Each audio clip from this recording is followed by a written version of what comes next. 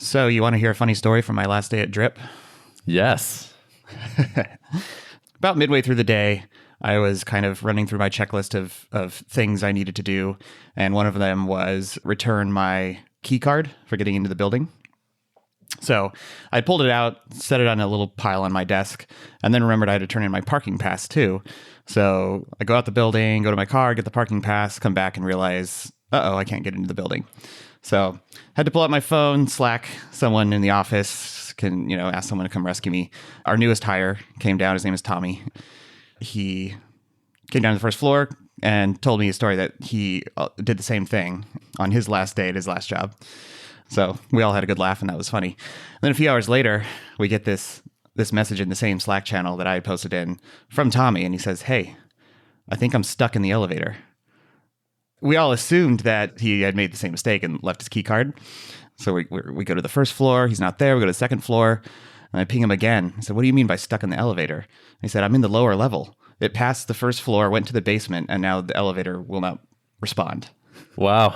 So it's at that point, it's like 4:00 in the day, and there's like a happy hour that we're all about to head out to celebrate my last day. We're kind of just running around the building following our ops guy. And it's the first time I saw the basement of the lead page's office, which is pretty trippy. And Nice. Is that where you keep all the dead leads? Yeah, I think so. And telephone booths. Mm-hmm. I wasn't there to see it happen, but I guess the fire department had to come. They came in with all their axes and everything, but I think all they had to do was put that special key in and pry the door open. Gotcha. So it has a happy ending, but you hadn't even left and things are falling apart. Yeah, I know. So we all, joked that I had put in some kind of dead man switch or something. There you go. Yep. You have some back doors and such, right? That you've left in there secretly? Oh, they'll never know. Right. Of course. Does your shirt say quit your job? It says quit your day job. This is the guys behind Less Accounting made these shirts a couple years ago, and I feel like it was fitting to wear. Yeah, that is fitting. Are you no longer an employee of Drip as of right now? That is correct. Yep. As of 1 day ago? Was that your last day? As of 1 day ago, yeah. Wow. We were recording it is Saturday, and yesterday was my final day. How do you feel? It is definitely like a freeing feeling. Even though I haven't technically been on call for a long time, there's still anyone who's involved with the SaaS app always sort of feels on call. So that was definitely a freeing feeling that I felt when I woke up this morning. But I will say that I suspect I'm going to feel it even more come Monday morning when I know that everyone is heading back to work and I am doing something different. So it'll probably hit me more then. Yeah, and your logins don't work. Yeah, right. Have you been booted off Slack yet? I don't think so, but I'm sure it'll happen any minute. Yeah. We touched on this last time, but I'm curious, like what the moments will be for you, like what that makes things sink in kind of more viscerally. Because I remember having a series of those when I left Thoughtbot. Yep. I mean, I had several of them obviously on Friday. One of them was, it was 3:00 in the afternoon. I didn't have any more tasks on my list. I was just sort of waiting around. So I started peeling all the stickers off of my company issued laptop. and then I took a photo of it, and it was like a very sad picture of like sticker residue left behind on this laptop. Yeah, totally. Are you bummed to be leaving the people that you've been seeing every day for so long? That is the part I'm most bummed about. Yeah, for sure. And fortunately, since I'm not relocating anytime soon, I'll at least get to kind of interact with folks still at meetups and such. But Totally. Yeah, I'm going to miss seeing them every day for sure. Yeah. And I imagine you and Rob have a relationship outside the office and whatnot, so you'll see each other. Oh, yeah. Yep. Definitely. Nice. So tell me more. Like a big thing just changed for you. I'm really curious how it feels and what you've been doing and what you've been thinking, and let me have it. Yeah. So last time we recorded, I obviously broke the news that this was happening, and the natural question came up of what am I working on next? And I committed publicly to posting a manifesto by the time that episode aired. And so that was a pretty ambitious deadline for myself, as I soon realized. I cut my first draft of it and started sharing it around. You did some edits on it. Thanks for reading that in advance for me. I was definitely up until like 1:30 a.m. before Friday, my last day at Drip, just editing and refining and polishing. I always forget with like a big important piece like this, how how it never feels like it's finished. And it's hard to feel like satisfied with its state because there's always things I feel like I can improve. But For sure. But sometimes you just got to ship it. So ship it I did. And I debated the timeline of when to actually start promoting the manifesto. I definitely wanted to get it live so that I could hold true to my promise on the podcast. But ultimately decided that it would probably be too stressful to release that and actively promote it on Friday while I'm also doing last day festivities. Totally. So fortunately, it hasn't like spread too far. Definitely some people have read it and posted like links here and there on Twitter, but it's still pretty self-contained. So that's sort of like first order of business next week is to do a push to sort of get this manifesto spread around and start getting some feedback from folks. You've experienced some of the joy and pain of committing to public deadlines on a podcast. Oh, yeah. I feel like I had gotten the larger share of that for a little while, but now you get to experience that. And it's my turn now, I guess. Yeah. Yeah. Derrick, what are you going to do? What are you doing? So now let's dive into it. So the core of the idea is that I strongly believe that Slack is killing developer productivity in the modern workplace.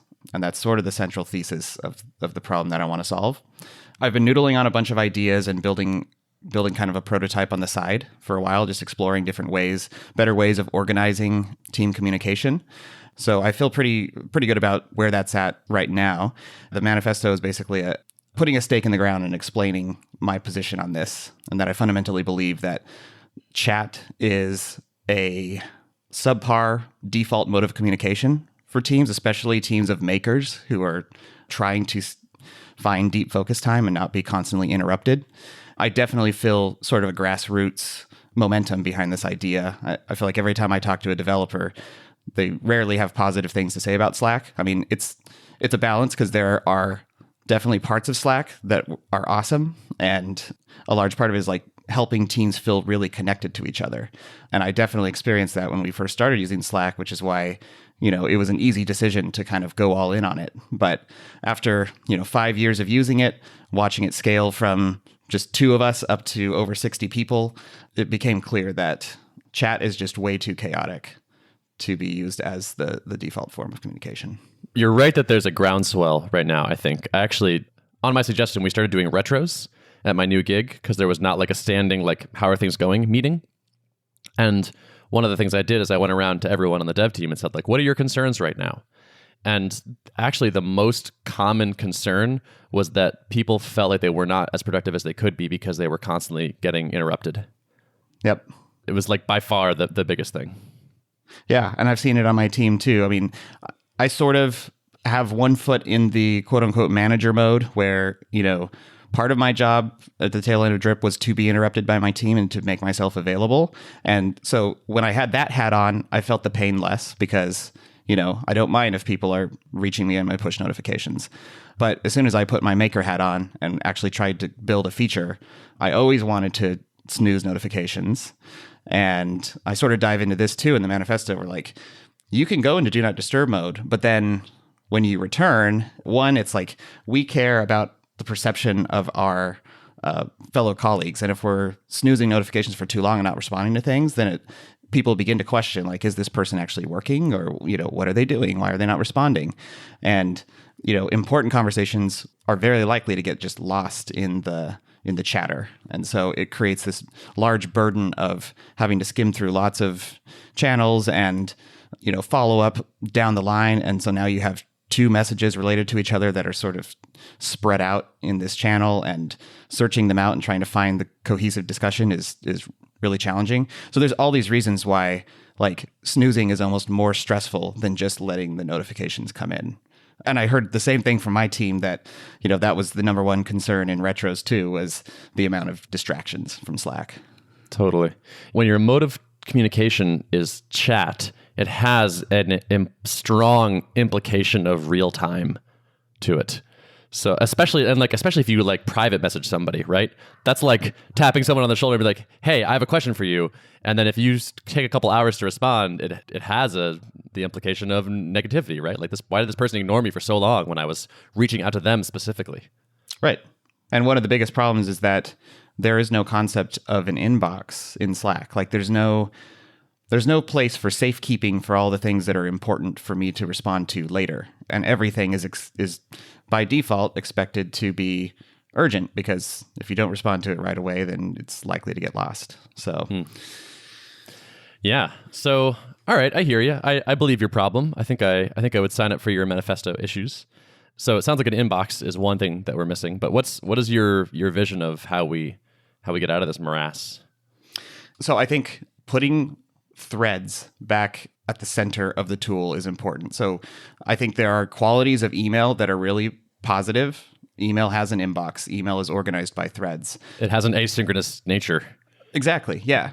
Yeah. And a lot of us sort of migrated away from email because it's a slower medium. Like it doesn't work well when things do need to be real time. And so, we sort of started out with like email plus Skype or email plus Google Hangouts or something like that. At least that's what my team did. And so it was sort of like email at the center, and then we were using this real-time thing when we needed it. We discovered that, like, I don't know, if it's like a 50-50 balance of half of it's real-time, half of it's async, then you end up with these two repositories of data. And, the old chat apps really didn't care much about preserving history or sharing. You still had silos where it was just a lot of independent one-on-one conversations and the whole team couldn't access them. So I think like one of the big innovations of Slack was sort of centralizing team communications in one repository and allowing those to be out in the open so that anyone can go reference them if you choose to make it public, right? We need those qualities of Slack, but we also need to marry them with sort of the organizational qualities of email. And there still should be sort of the chat room forum available, which is basically a channel in Slack today, but those should not be used for anything important. Anything that is actually important or needs to be hashed out asynchronously should go into a thread. And that thread should have a subject. That thread should sit in an inbox until you choose to take action upon it. I like it. I like that you have an enemy for this. Yeah. That's a nice starting point. Yeah. And one of the things I want to be careful about doing too is demonizing Slack. They've made a lot of great contributions to the way we work. I agree with the argument. So the biggest counterpoint to my whole thesis that I've heard is that, well, you're just misusing Slack. Slack was never designed to be a place where important discussions that are asynchronous take place. You should be using email or project management for that. I would basically agree in theory with that, but know that in practice, most of us just tend to centralize on one place to discuss things. And there's a lot of cognitive burden to always having to decide, like, wait, is this async or should we hash this out in real time? Which platform should I choose? Should I just put it in multiple places to make sure it gets hashed out in the right place? And there's just a lot of thinking involved with that. And what if you pick the wrong tool to use? We start with email and then discover we want to go synchronous on this. So now we have to split the conversation between two platforms.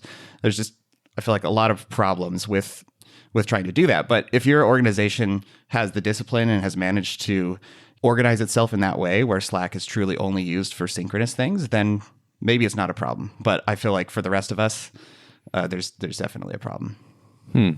So it sounds like the thing you're imagining building has both of these sides, the async and the sync. Is that true? Yes.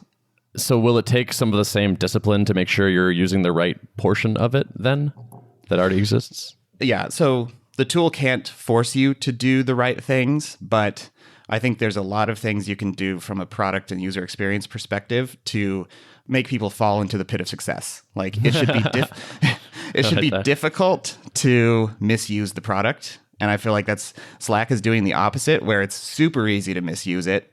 Slack feels very much like some of the apps we use for personal things like social media and text messaging, where those apps are very addictive. We want to check them all the time.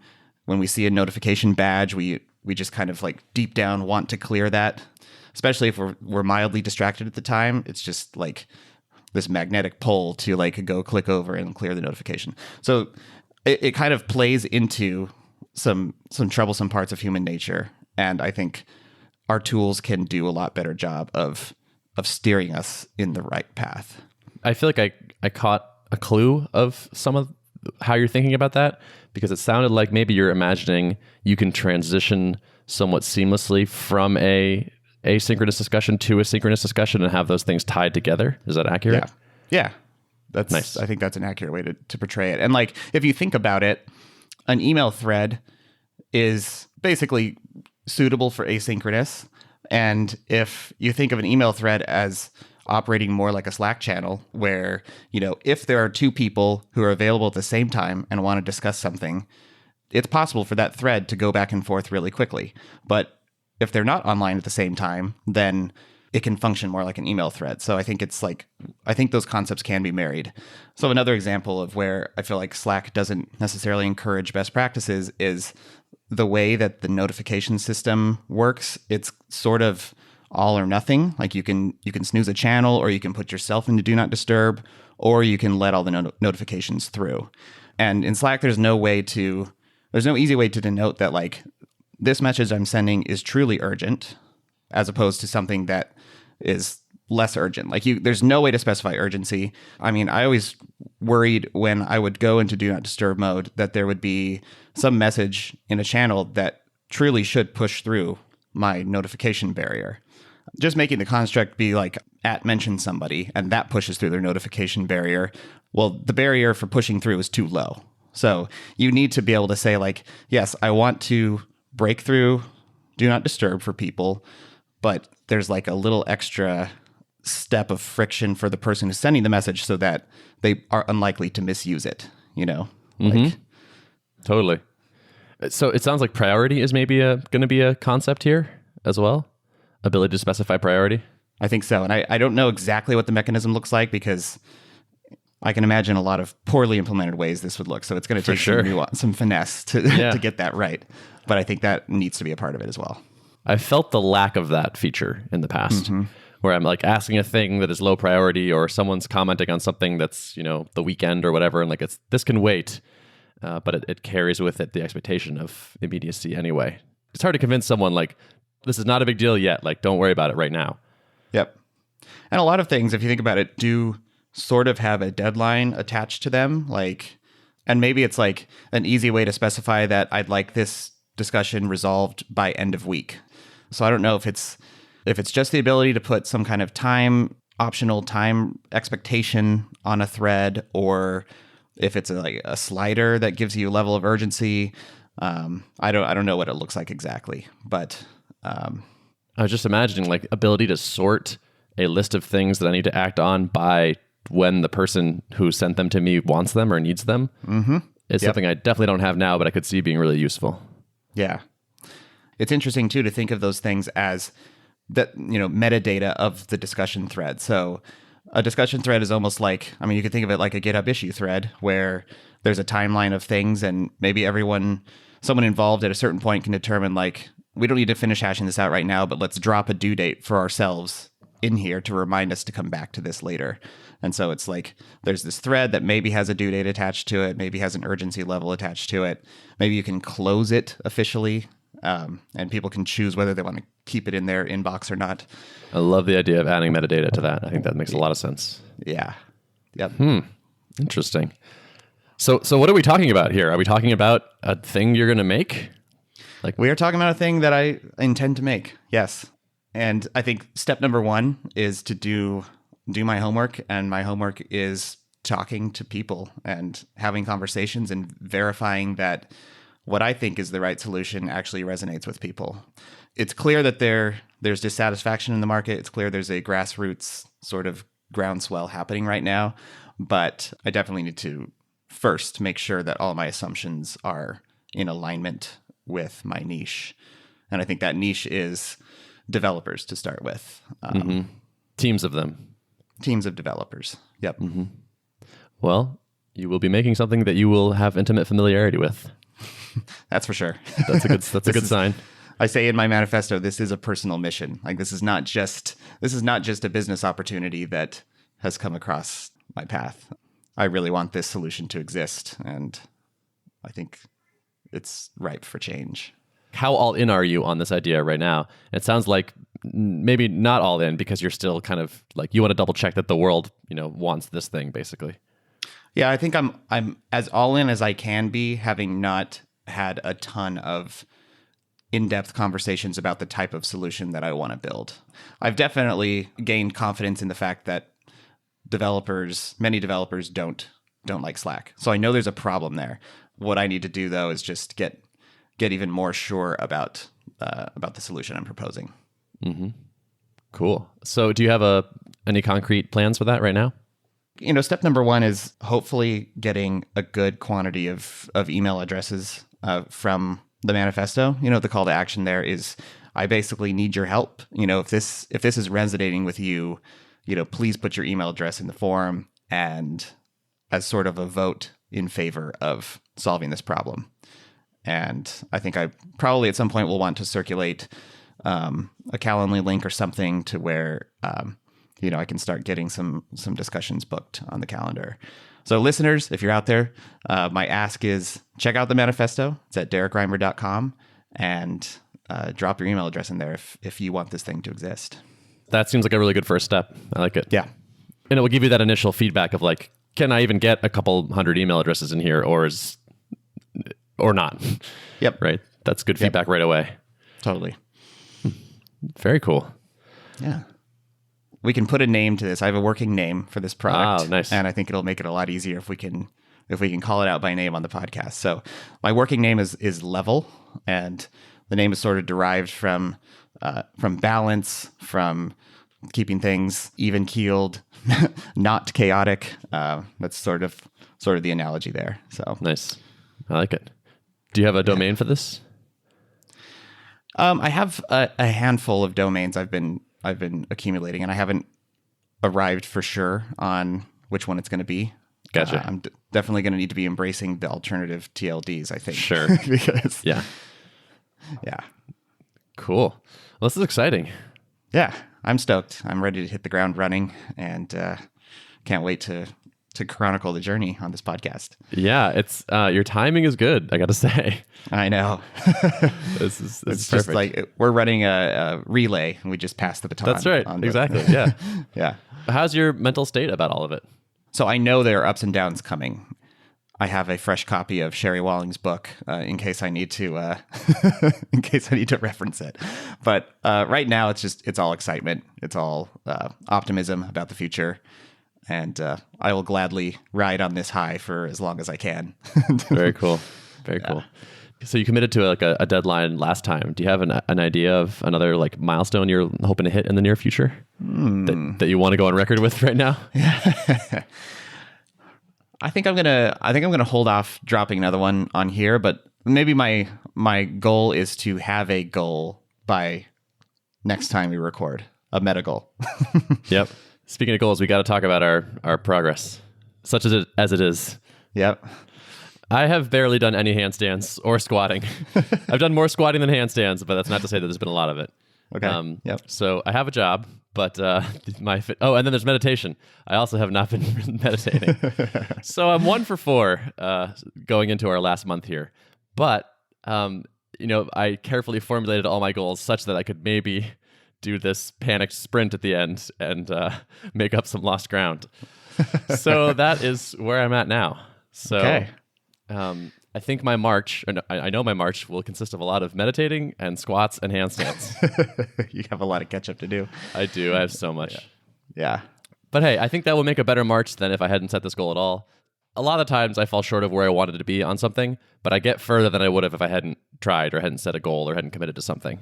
Yeah, right? It's like the whole nature of a stretch goal, right? Like even if you don't meet it, you'll at least have achieved something meaningful. So totally, yeah, exactly. So I have a little bit of goal guilt around that, but it's still semi-recoverable, technically recoverable, and we'll see how it turns out. Okay, cool.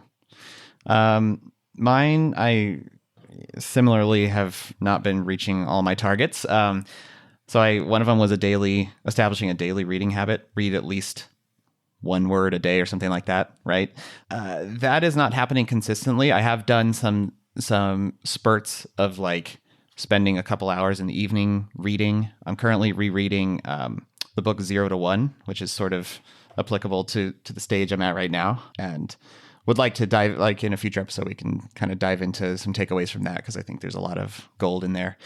I give myself maybe a half point on this one, because I am making progress through some books that I want to read, but just not like happening on a daily basis. But I would like to fix that, so we'll see how March goes. Personal fitness goal. So this one, I think I have a somewhat valid excuse that I was sick for several weeks in the month of February, and also traveling a bit in there too. I went ahead and I rescheduled my bod pod that was supposed to be beginning of March, because I know that like this is not like, I don't need to collect data on February. February was not a good month. So we'll see how it comes in. I think I would have to be beyond the healthy rate of fat loss to achieve my ideal 20%. I'm probably gonna have to adjust this one. Maybe I'll try to come up with a new revised goal that's realistic. And I think my other one was shipping something open source, which I've not yet done, but we can dive into this in a future episode. I think there's going to be some interesting open source opportunities around Level. And yeah, that's all I'll say right now. Okay, cool. I'm looking forward to hearing more about that. Yeah. If you eat your validation vegetables, then we can gorge ourselves on technical discussion dessert. Yes. Yeah. Awesome. That'll be fun. Let's do that. Yes. Cool. All right. Well, let's get back on track. Let's do it. We'll try to have a good March, and then check in on April and see how we did. Awesome. Sounds good. Cool. All right. I have to run, but it's good chatting to you. Yeah. Great chatting with you as well. I guess that's it. Okay. Let's call All it. right. Derrick, if someone wanted to access the show notes for this episode, where would they go? They would go to artofproductpodcast.com. That sounds right. I bet that's correct. I've corrected you several times already. Yeah, you have. You're not going to work on Monday. This is like blowing my mind. I'm not. I know. The world is your oyster. It is. Well, have a good weekend, except that your weekend now stretches in front of you interminably, except that there is no weekend because you also have no job. So welcome to the neutral zone. Yeah. Where like maybe you never feel like you're having a weekend, or maybe you feel like you're always having a weekend. That's going to be up to you. Okay. Yeah. All right. Well, good luck. Let me know how it goes. Thanks, man. We're off next week, it sounds like, probably. I think so. Yeah, I'm traveling a bit. So all right. So we'll check back in with all y'all folks soonish, and I'll have some updates. Cool. Sounds good. All right. Take it easy. All right. Ciao. Bye-bye.